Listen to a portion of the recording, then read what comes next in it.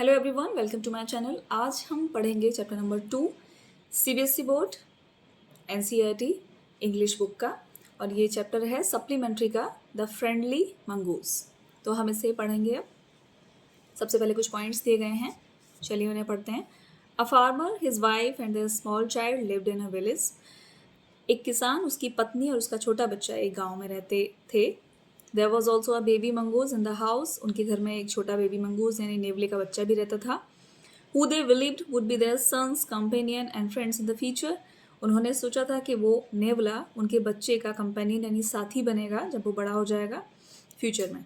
One day the farmer and his wife went out leaving the child alone with the mongoose. एक बार वो farmer और उसकी पत्नी घर से बाहर चले गए उस बच्चे को उस नेवले के साथ छोड़ के।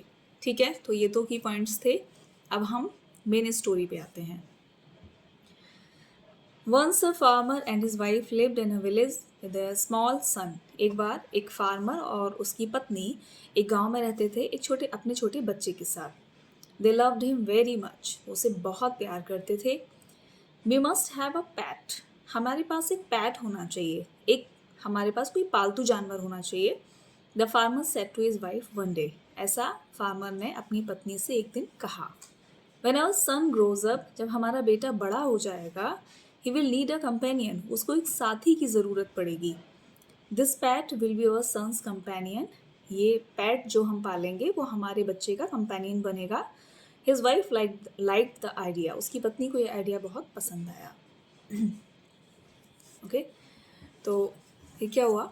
One evening the farmer brought with him a tiny mongoose. एक शाम को एक जो किसान था वो अपने साथ एक छोटा सा बेबी मंगूज लेकर आया।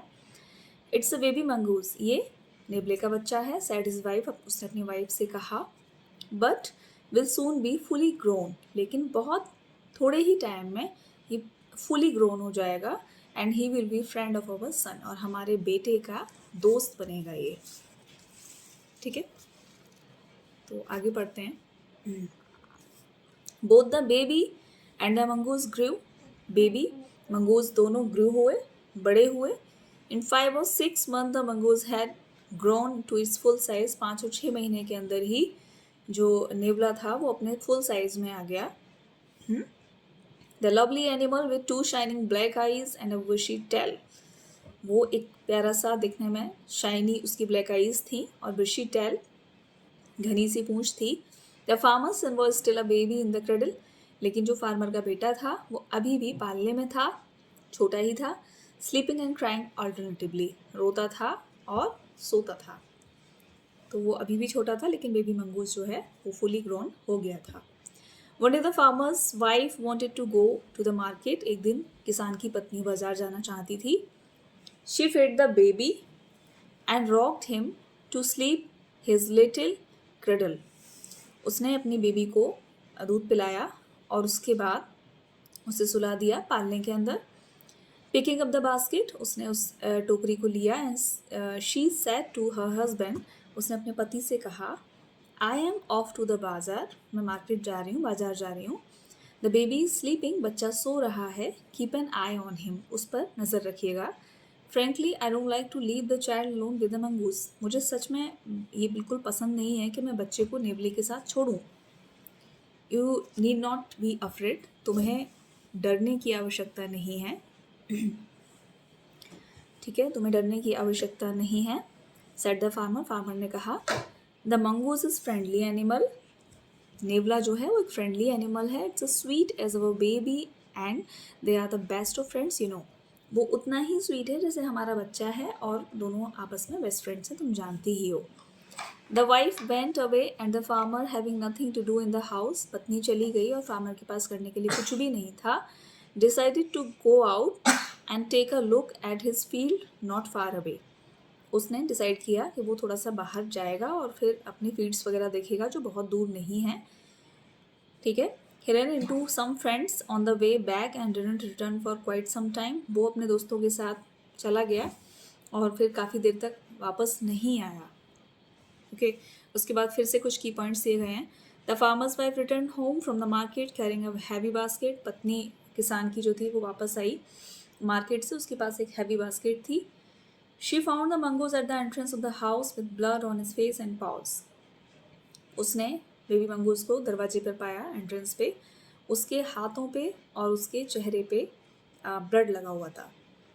She jump to the conclusion that it was her sons blood and the mongoose was the guilty one. उसने ये बहुत जल्दी कंक्लूजन लगा लिया, इस निर्णय पर आ गई वो कि ये उसके बेटे का ब्लड है और मंगूज ने उसे मार दिया है और वही जो है गिल्टी वन यानी कि दोषी है। ओके।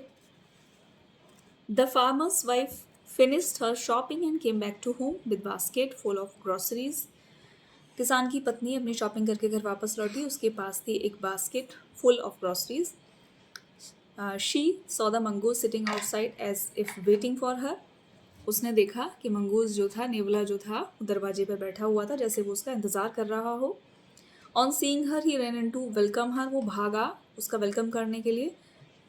एज वॉज कस्टमरी, मतलब कि ऐसा तो हमेशा ही होता था सामान्य रूप से। The farmer's wife took one look at mongoose and screamed. उसने जैसे ही नेवले की तरफ देखा वो चीखी। ब्लड, खून, शी क्राइड। वो चीखी, रोने लगी।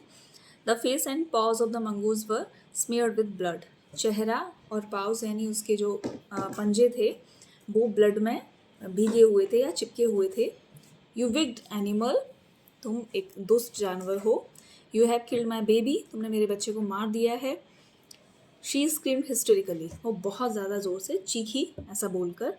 She was blind with the rage and with all her strength brought down the heavy basket full of groceries.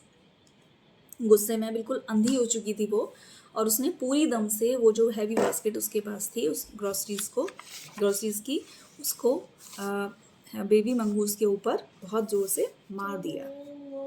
And ran inside to the child's cradle, और उसके बाद सीधे पालने की तरफ भागी। The baby was fast asleep, बच्चा आराम से सो रहा था। बट ऑन द फ्लोर ले अ black snake tone and bleeding, लेकिन फर्श पर एक सांप पड़ा हुआ था जो कि टूटा हुआ था, जगह जगह से कटा हुआ था और उसमें से खून बह रहा था। In a flash she realize what happen, उसने बहुत जल्दी से उसे रियलाइज़ हुआ कि एक्चुअल में क्या हुआ है। She run out looking for mongoose, वो तुरंत बाहर आई भागती हुई और उसने नेवले की तरफ देखा। Oh you saved my child, तुमने मेरे बच्चे को बचाया था। यू किल्ड द स्नेक, तुमने सांप को मारा था। व्हाट आई हैव डन, मैंने ये क्या कर दिया। She cried touching the mongoose, वो उस नेवले को टच करके रोने लगी। हु ले डैड, जो कि मर चुका था और स्टिल अनअवेयर ऑफ हर सोबिंग, और वो रो रही थी इससे बिल्कुल अनअवेयर था ऑब्वियसली क्योंकि वो मर चुका था। The farmer's wife who had acted hastily and rashly, उसने जल्दबाजी में और गुस्से में जो निर्णय लिया था, बहुत देर तक वो stared long at the dead mongoose, वो उस मरे हुए नेवले की तरफ देखती रही।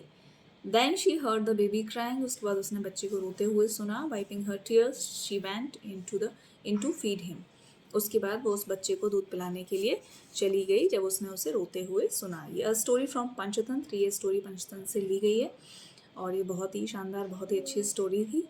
और जल्दी हम आएंगे चैप्टर नंबर 3 के साथ। मैं उम्मीद करती हूँ कि आपको ये समझ में आया होगा। Subscribe for more. Thank you so much.